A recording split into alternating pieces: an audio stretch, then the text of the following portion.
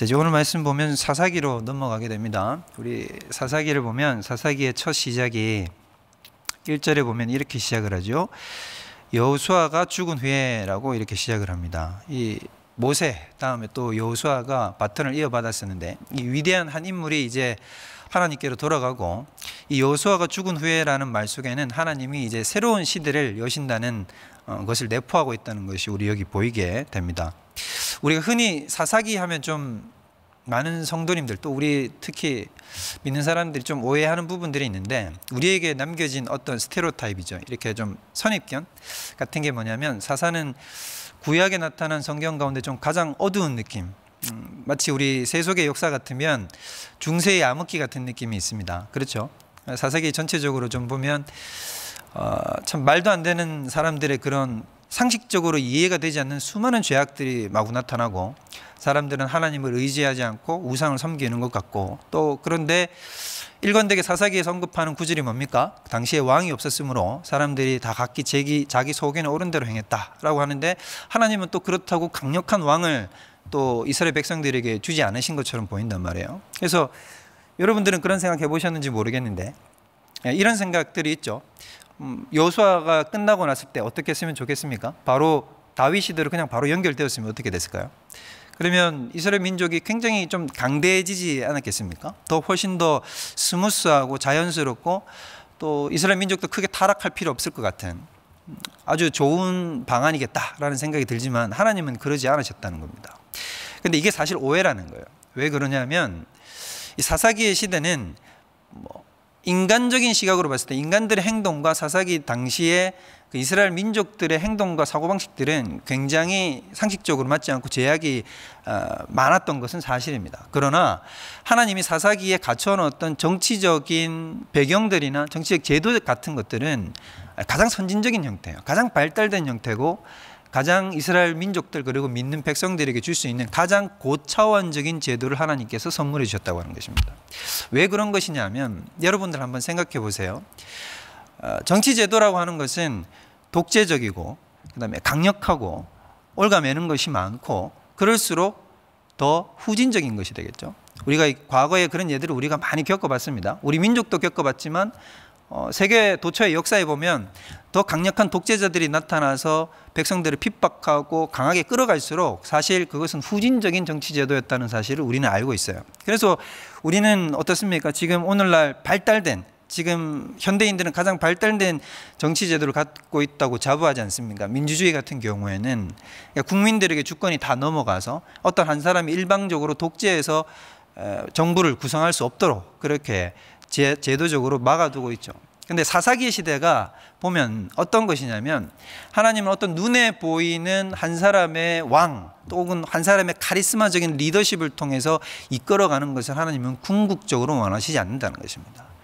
왜 그러냐면 하나님은 모든 각 사람들이 정말 자유롭고 그다음에 신실한 마음으로 하나님을 찾고 또한 하나님을 찾음으로 말미암아 하나님께서 그에 합당한 복들을 내려주시고 정말 자유롭게 하나님을 열심히 잘 섬기면 되는 그런 제도들을 하나님께서 원하신다는 거예요. 그래서 사사기의 시대는 사실 그런 거예요.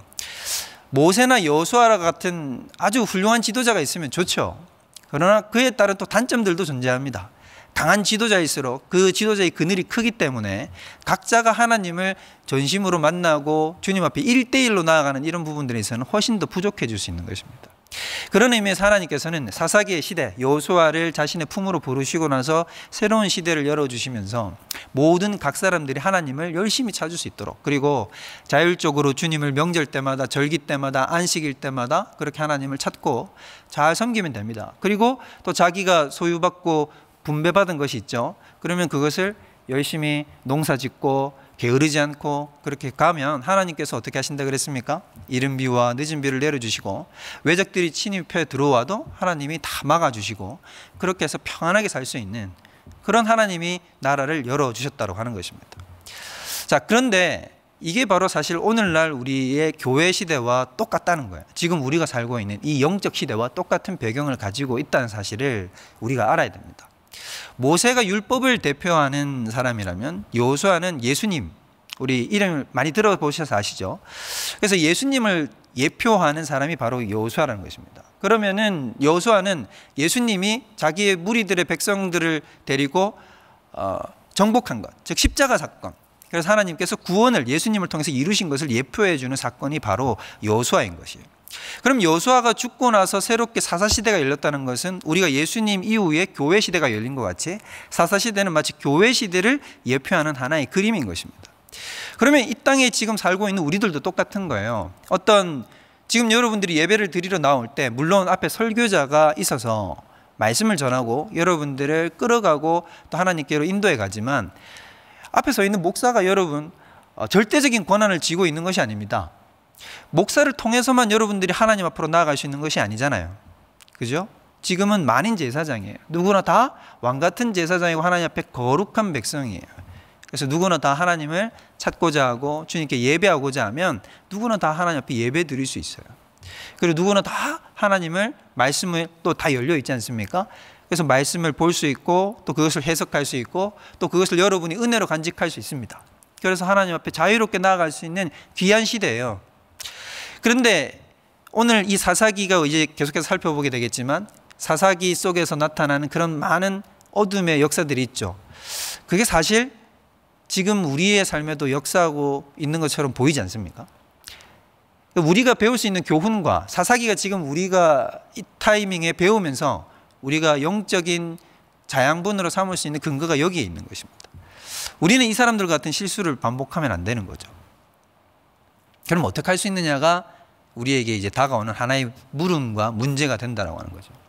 그러면 여러분 한번 생각해 보십시오. 사사기에 하나님께서 거의 최고의 정치 제도를 주셨고 이스라엘 백성들에게 거의 무한한 가능성을 열어주셨어요. 너희들 다 나에게 와라 라고 하나님께서 허락해 주신 것입니다. 그럼에도 불구하고 왜 이스라엘 민족들은 그런 끝간데 없는 타락으로 이어지는 삶들을 살았을까요? 자, 이게 바로 사사기에 나타나는 주요한 주제인데 첫 번째가 하나님께서 사사기를 통해서 말씀해 주시는 것은 무엇이냐면 믿음의 부재입니다. 믿음의 부재. 이걸 여러분들 잘 기억하셔야 돼요. 사실 우리가 살면서 살아가면서 지금 이 시대에 우리가 살아가는 순간 속에서도 우리가 왜 세상에 지고 죄악에 지고 또 우리가 하나님께서 주신 그 능력의 말씀을 붙들고 복음의 능력을 가졌음에도 불구하고 우리가 왜 승리하는 삶을 살아가지 못하고 있는가 하면 전 제가 생각했을 때 거의 90% 이상의 문제는 거의 여기에 귀결된다고 보면 된다고 생각합니다. 믿음의 부재, 믿음의 부재. 자, 오늘 본문 말씀을 한번 보세요.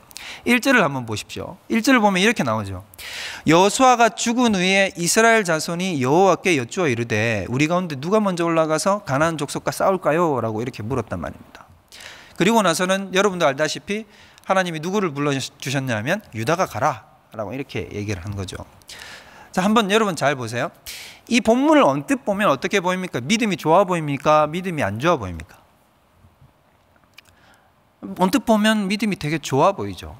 하나님께 지금 딱 물었잖아요. 여호수아가 죽고 나서 그 다음 행보를 자기들 마음대로 결정하지 않고 어떻게 했다는 것입니까? 하나님 앞에 다 나아가서 12지파가 나아간 다음에 하나님 그 다음 우리가 어떻게 할까요? 물었다는 거예요.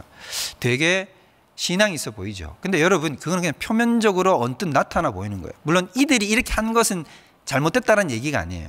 그러나 더 나은 게 있다는 거죠.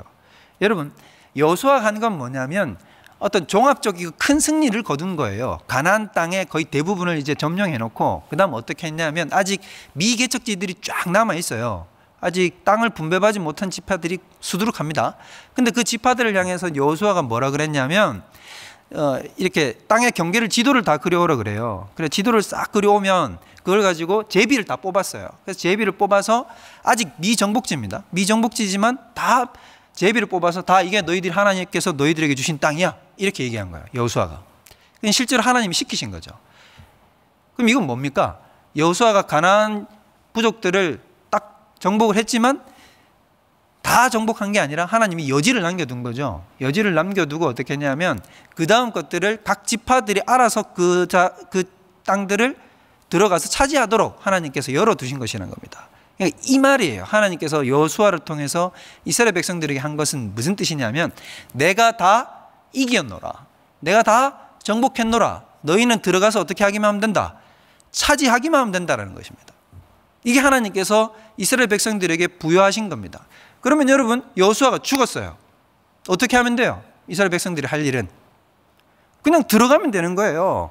뭐 묻고 자시고 할 게 없어요. 그냥 자기들 각 지파들 12지파들이 어떻게 하면 되냐면 그냥 자기들이 분배받은 땅을 향해서 어떻게 하면 됩니까? 야, 신난다. 이제 저 땅 이제 우리 빨리 얻어가지고 빨리 이제 기어먹고 행복하게 우리 주님 섬기면서 잘 살아야지 하면서 들어가면 된단 말이에요. 들어가면 되는데 오늘 이렇게 묻는 행위라는 게 뭘 뜻하는 거냐면 주저주저 하는 거예요. 주저주저. 한마디로 얘기하자면 두려운 거죠.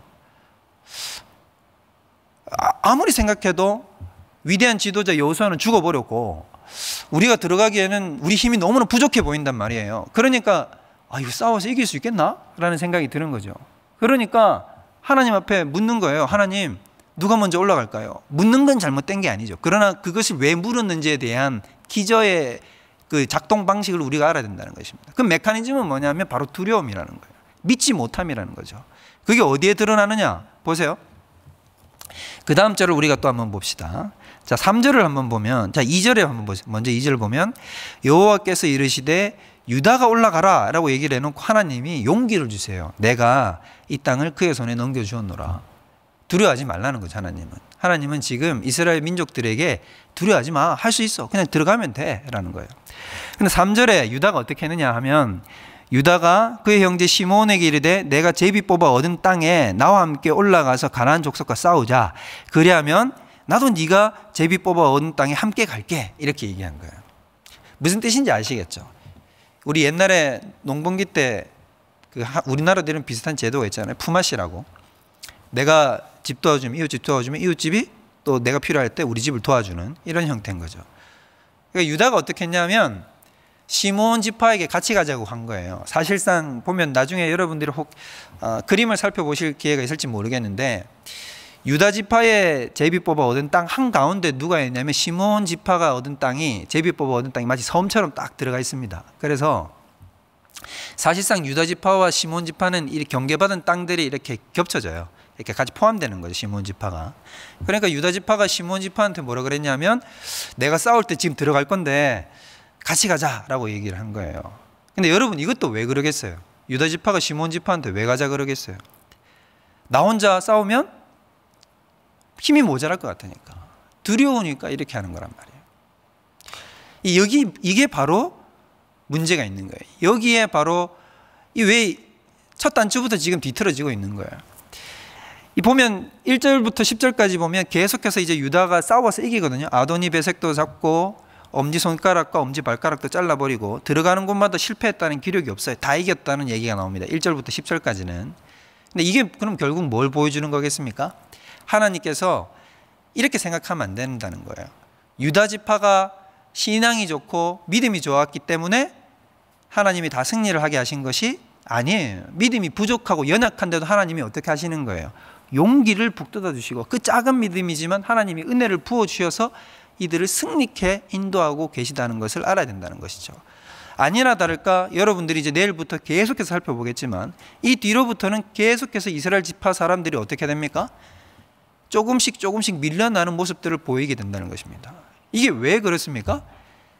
믿음의 부재 때문이라는 것입니다. 믿음의 부재. 들어가면 이길 수 있는데 모세와 여호수아를 통해서 하나님께서 끊임없이 이야기한 건 뭐냐? 들어가면 그 부족들을 두려워하지 말고 가나안 족속들을 두려워하지 말고 너희는 들어가서 담대하게 싸워서 이겨라. 그러면 너희가 승리를 쟁취할 수 있고 내가 너희와 함께하기 때문에 너희가 결단코 지지 않는다라고 하나님은 계속해서 반복적으로 이야기를 하신단 말이죠. 그런데 이스라엘 백성들은 뭐라 그러냐면 철병거가 있습니다. 저들은 안악자손같이 키가 큽니다. 그렇기 때문에 우리 힘으로는 감히 저들을 상대할 수 없습니다. 그리고 우리가 뽑아 얻은 땅은 너무나 지경이 어렵습니다.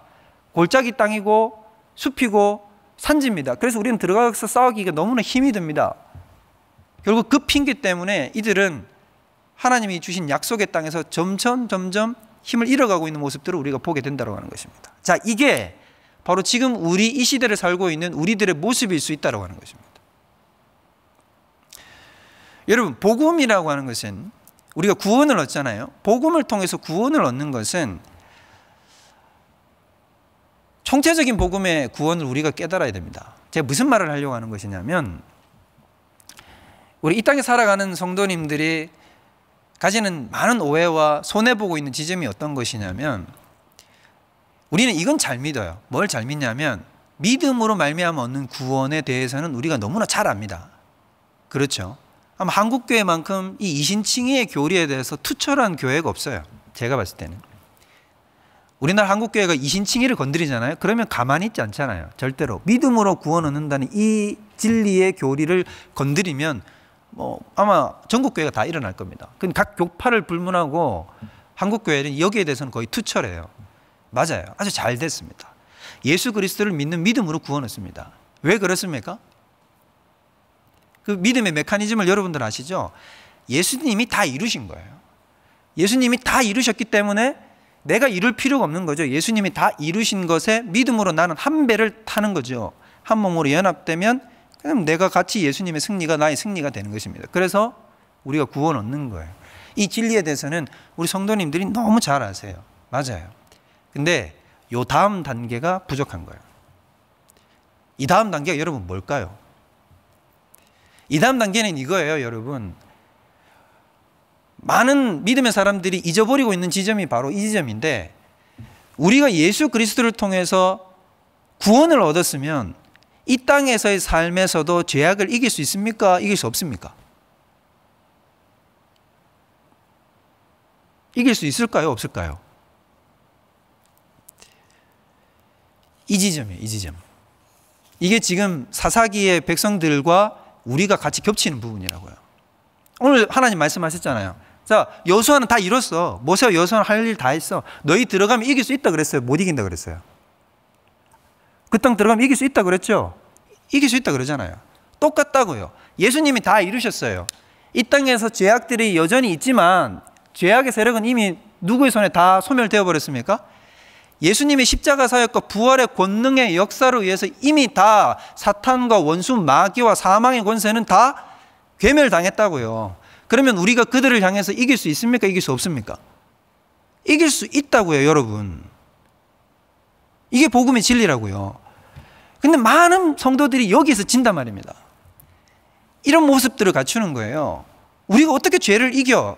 우리가 어떻게 죄악을 극복하고 살 수 있어? 우리가 어떻게 하나님의 뜻을 이 땅에서 편만하게 펼치면서 하나님의 거룩한 민족과 군대로서의 삶을 온전히 펼치면서 살 수 있어? 그건 천국 가야 되는 거야. 여러분, 이 잘못된 진리라는 것입니다. 이걸 잘못 배우고 있어요, 이거를. 우리가 알아야 되는 지점이 바로 이런 거예요. 여러분, 예수님께서 죄악을 이기셨죠? 우리가 예수님과 함께하면 우리도 죄악을 이길 수 있습니다. 이걸 여러분들이 믿으세요. 이게 성목사가 하는 말이 아니에요, 여러분. 이렇게 안 가르치는 사람이 잘못되는 거예요. 이게 성경의 가르침이라고요. 옛날에 월터 마샬이라는 분이 있습니다. 이분이 성화의 신비라는 책을 썼어요. 근데 이분은 어떤 분이었냐면, 이분이 고민하던 게 이런 거였어요. 실존적인 고민을 하는 거죠. 우리와 굉장히 비슷한 그 고민. 뭐냐면, 자기는 매일같이 죄를 이기려고 열심을 다해서 신앙적으로 싸우는데 계속해서 지는 모습을 보이는 거죠. 월터 마샬이라는 분이. 여러분 그렇잖아요. 우리가 살면서 일상에서 부딪히는 삶의 모습들이 계속해서 지는 거예요. 반복해서. 그것도 습관적인 죄악에 빠져서 날마다 지는 자기의 모습을 바라볼 때마다 절망하는 거죠. 그러면서 궁금하지 않습니까? 이게 바로 구원받은 자의 삶의 모습인가? 이 땅에서 절망과 한숨만 푹푹 내쉬다가 결국 죽어서 천국 가는 게 이 땅에서 살아가는 삶의 전부인가라는 것에 대해서 고민하는 거예요. 답이 안 찾아지는 거죠. 그래서 어떻게 했냐면 자기 친구 목사를 찾아갔어요. 아주 유명한 친구 목사를 찾아갔어요. 그 친구 목사하고 이렇게 얘기를 하는 거예요. 자기가 지금 방금 겪었던 이런 내면의 고통과 고민에 대해서 쭉 풀어놓고 조언을 구하는 겁니다. 친구야, 내가 지금 사실 이런 상태인데 내가 너무 힘들다라고 얘기를 했어요. 그랬더니 그 친구가 이 월터 마샬이라는 분을 이렇게 물끄러미 보면서 뭐라고 한마디 했는지 아십니까? 딱 한마디를 했어요. 자네는 예수님의 능력을 믿지 않는군.